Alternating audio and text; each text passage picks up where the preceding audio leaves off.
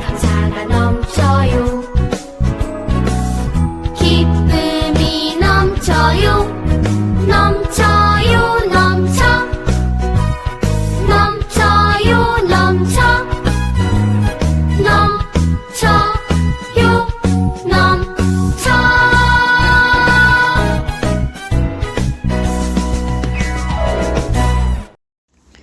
나는 전능하신 아버지 하나님 천지의 창조주를 믿습니다. 나는 그의 유일하신 아들 우리 주 예수 그리스도를 믿습니다.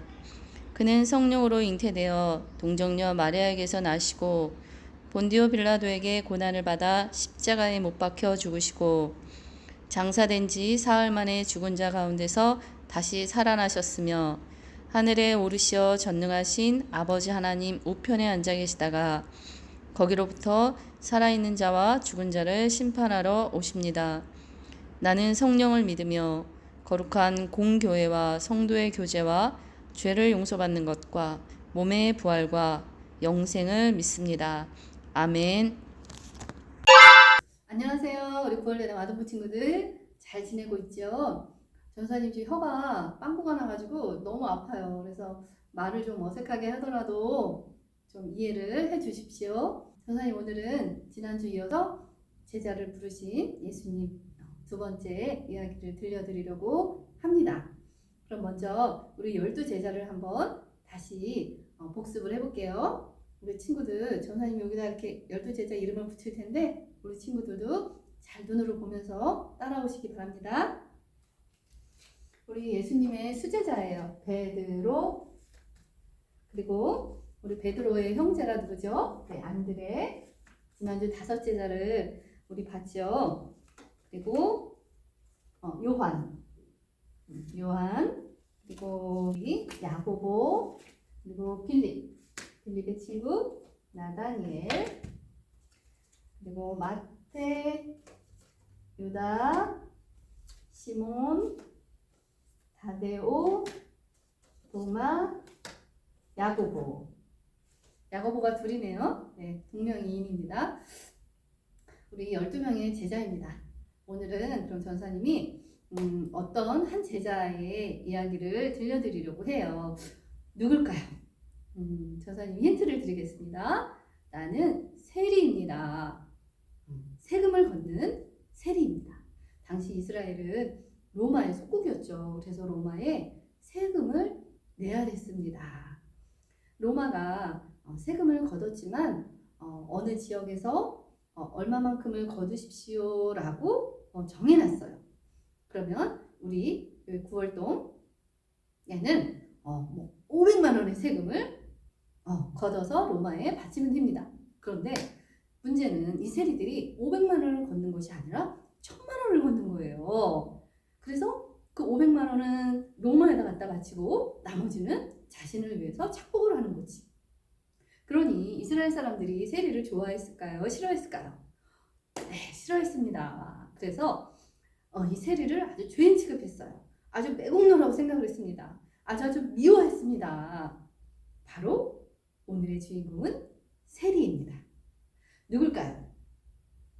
두 번째 힌트입니다. 두 번째, 저는 마태복음이라는 복음서를 썼습니다. 전사님 힌트를 다 줬어요. 그래서 여러분들이 알 것 같아.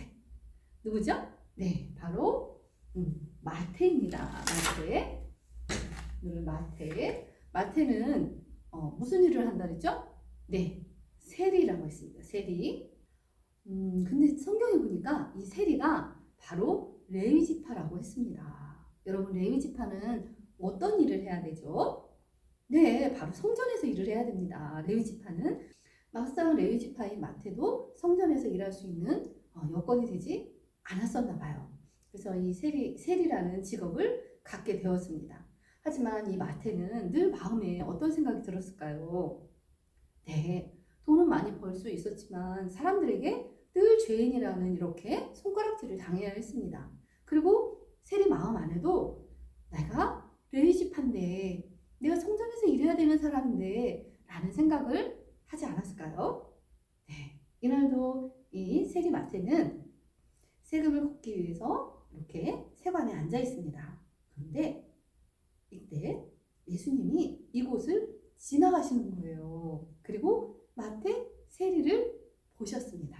예수님이 이제 마태에게 가십니다. 그리고는 세리 마태를 향해서 나를 따르라 라고 말씀하십니다. 그런데 성경에 보니까 이 세리 마태가 모든 것을 버려두고 예수님을 따랐더라 라고 쓰여 있습니다. 이것을 볼 때 우리 세리 마태가 세관에 앉아 있었지만 우리 마태 마음 안에도 메시아를 기다리는 그러한 마음이 있었던 것 같아요. 그 간절함이 있었던 것 같아요. 그러니까 예수님이 이렇게 부르셨을 때 나를 따르라 그랬을 때 이렇게 따라갈 수 있었던 거예요. 우리 예수님은 이렇게 우리에게 다가오십니다. 전사님에게도 오시고 여러분들에게도 예수님이 찾아가세요. 그리고 예수님이 말씀하세요. 나와 함께하자 라고 말씀하신단 말이에요. 그럴 때 내 마음 안에 예수님을, 메시아를, 그리스도를, 나의 구주를 사모하는 마음이 있는 사람들은 예수님의 말씀을 따라갑니다. 우리 친구들, 예수님이 여러분들의 마음을 찾아가실 때 여러분들이 마음을 활짝 열고 예수님을 이렇게 영접하시는 여러분들이 되시기를 바랍니다. 오늘 6절 말씀은 마태복음 16장 16절입니다. 시몬 베드로가 대답하여 이르되 주는 그리스도시요 살아계신 하나님의 아들이시니이다. 지금 예수님과 제자들이 이렇게 둘러앉아 있습니다. 그 예수님이 제자들에게 묻는 거예요. 사람들이 이제 나를 뭐라고 부르느냐, 뭐라고 말하느냐라고 묻는 거예요. 그때 제자들이 이렇게 말해요. 더러는 세례 요한이라고도 하고 더러는 엘리야라고도 합니다. 그리고 더러는 선지자라고도 합니다. 그러면 세상 사람들은 나를 엘리야로 또는 세례 요한으로 선지자로 부르는데 너희는 나를 어떻게 생각하느냐라고 물으시는 거예요. 그때 베드로가 이렇게 말합니다. 주는 그리스도시요 살아계신 하나님의 아들입니다. 베드로가 어떻게 정말 이런 고백을 할 수 있었는지 성령이 충만했던 것 같아요. 베드로도 이렇게 말해놓고 깜짝 놀라지 않았을까? 그런데 예수님이 이 베드로의 고백을 들으시고 너무너무 기뻐하셨어요. 그리고는 말씀하셨죠. 내게 이르노니 너는 베드로라. 내가 이 반석 위에 내 교회를 세우리니. 여러분, 이 고백, 주는 그리스도시요 살아계신 하나님의 아들입니다 라는 그 고백 위에 교회를 세우겠다는 거예요. 여러분, 그러니까 이 교회는 이런 건물, 물론 건물도 교회가 되지만 진정한 교회는 어떤 거죠? 바로 주는 살아계신 하나님의 아들이십니다 라는 고백하는 자들이 모인 곳이 바로 교회인 거예요. 그렇게 고백하는 자들이 바로 예수님의 제자인 겁니다. 이 베드로의 고백 위에 교회가 세워졌습니다. 전사님은 우리 예수님이 이렇게 제자들을 한 사람 한 사람 이렇게 부르실 때에 정말 예수님 마음이 어땠을까 이런 생각을 하면 가슴이 뭉클할 때가 있어요. 예수님은 다 알고 계시잖아요. 예수님이 이 땅 가운데 왜 오셨죠? 바로 하나님의 어린 양으로 오신 거예요. 보세요. 서기관과 바리새인들은 세리 마태와 죄인으로 취급했고 그들과 같이 밥도 먹지 않았습니다. 서기관과 바리새인들이 예수님에게 어떻게 저런 죄인인 세리와 밥을 같이 먹을 수 있습니까? 라고 했을 때 예수님이 나는 의인을 부르러 온 것이 아니라 죄인을 부르러 왔다라고 말씀하셨어요. 예수님은 죄인들을 위해서 이 땅에 오신 거예요. 죄인들을 구원하기 위해서 이 땅에 오신 거예요. 하나님의 어린 양으로 오신 거예요. 십자가에서 죽으셨죠? 네, 그 십자가에서 피를 흘리시면서 우리의 모든 죄를 씻어주신 거예요. 서기관과 바리새인들은 교만했습니다. 그래서 예수님의 말을 알아듣지 못했어요. 그들은 자신들이 율법을 잘 지키고 십계명을 잘 지키면은 죄를 짓지 않는다고 생각을 했습니다. 구원받을 수 있다고 생각했어요. 그런데 우리가 아무리 율법을 지키고 애를 쓰고 쓴다 해도 우리가 죄를 짓지 않을 수 없습니다. 그래서 우리가 율법을 지키고 십계명을 지키려고 애를 쓰고 애를 써도 그 죄를 해결할 수가 없는 거예요.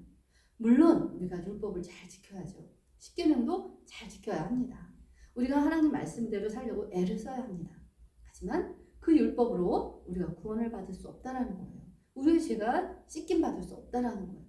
우리 예수님은 의인을 부르 스스로 내가 의인이다, 내가 스스로 깨끗하다라고 하는 그러한 사람들을 위해서 온 것이 아니라 내가 죄인인 것을 알고 우리 예수님 앞에 겸손하게 무릎 꿇는 그러한 자들을 위해서 오셨다라는 거예요.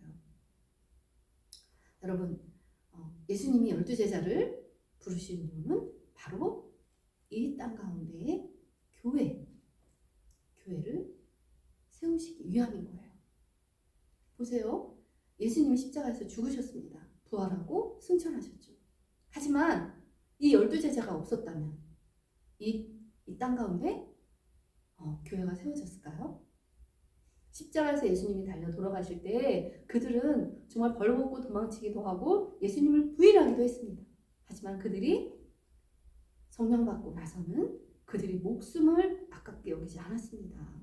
그들은 복음을 위해서 그들의 생명을 걸었어요. 그래서 이 12사도들에 의해서 정말 이 모든 민족 가운데 교회들이 세워진 거예요. 이 제자들이 순교합니다. 모두 순교합니다. 그 순교의 피 위에서 이 교회가 세워진 거예요. 이스라엘 땅에만 세워진 것이 아닙니다. 온 민족 가운데, 온 인류 가운데 이렇게 복음이 전파된 거예요. 교회들이 세워진 거예요. 이렇게 우리 12사도들에 의해서 이렇게 교회들이 세워졌습니다. 그래서 지금 우리는 이 12사도들에 의해서 제자들이 뿌려놓은 그 복음의 씨앗을 통해서 우리는 지금도 예수님을 믿고 우리가 신앙생활을 할 수가 있는 거예요. 근데 이 교회들이 어떠해야 될까요? 정말 이 교회들이 어떠해야 될까요? 우리가 처음 읽었던 그 요절 말씀을 우리가 기억해야 합니다. 바로 이 교회는 주는 그리스도시요 살아계신 하나님의 아들입니다라는 그 고백의 터 위에 세워진 거예요. 그리고 God is love라고 써있죠. 하나님은, 우리 예수님은 사랑이시다. 교회의 본질은 사랑입니다. 그래서 우리 교회는 그리스도를 구주로 고백하는 사람들의 모임이고 그 사람들이 모여서 사랑을 나누는 곳입니다. 그러니까 교회 안에서 때로는 다툼도 일어나고 여러 갈등들이 일어나죠. 참 안타깝죠. 네, 왜 그래요? 왜 그런 일들이 일어날까요? 바로 악한 사단 마귀는 이 교회를 없애고 싶어 합니다. 그래서 교회를 약화시키고 교회를 하나둘씩 없애려는 게 바로 사단의 계획입니다. 정말 너무너무 우리가 잘 알아야 돼요. 그러면 어떻게 해야 될까? 교회가 어떻게 하면 다시 이렇게 살아날 수 있을까요? 바로 우리 모두가 예수님의 제자가 되면 됩니다. 우리가 예수님의 제자가 되면 됩니다. 우리 여러분들도 전사님도 제자가 어떤 사람이에요? 네, 우리 예수님을 구주로 고백하고 그 예수님의 말씀을 쫓아 사랑하는 사람들입니다. 여러분들 교회만 왔다 갔다 하는 것이 아니라 정말 예수님을 나의 구주로 고백하고 예수님이 나의 왕이십니다. 그것을 믿고 예수님의 말씀을 지키고 살아가야 되는 거예요. 내 안에서 사단이 자꾸 유혹할 때가 있습니다. 예수님의 말씀을 뜻대로 살지 못하게 합니다. 하지만 우리는 이렇게 교회를 지켜야 되는 우리 각자 사명이 있는 사람들입니다. 우리 교회 와서 예배드리는 전사님 여러분 다 모두가 이 교회의 주인인 거예요. 교회의 한 사람 일원인 거예요. 여러분들 우리 교회가 든든히 세워질 수 있도록 여러분도 전사님도 참된 우리 예수님의 제자가 되어야 되겠습니다. 우리 기도하겠습니다. 사랑해 주님 감사합니다. 우리 모두 교회를 든든히 세워나가는 예수님의 참된 제자들이 되기를 간절히 원합니다. 예수님의 사랑을 널리 전할 수 있기를 원합니다. 예수님을 많은 사람들에게 소개하여서 교회에 올 수 있도록 우리 전도하는 우리 예담 친구들이 되기를 간절히 원합니다. 또한 예수님의 말씀을 잘 따라서 살아가는 믿음의 친구들이 되기를 간절히 원하오며 예수님의 이름으로 기도했습니다. 아멘. 하늘에 계신 우리 아버지, 아버지의 이름을 거룩하게 하시며 아버지의 나라가 오게 하시며 아버지의 뜻이 하늘에서와 같이 땅에서도 이루어지게 하소서. 오늘 우리에게 일용할 양식을 주시고 우리가 우리에게 잘못한 사람을 용서하여 준 것 같이 우리 죄를 용서하여 주시고 우리를 시험에 빠지지 않게 하시고 악에서 구하소서. 나라와 권능과 영광이 영원히 아버지의 것입니다. 아멘. 우리의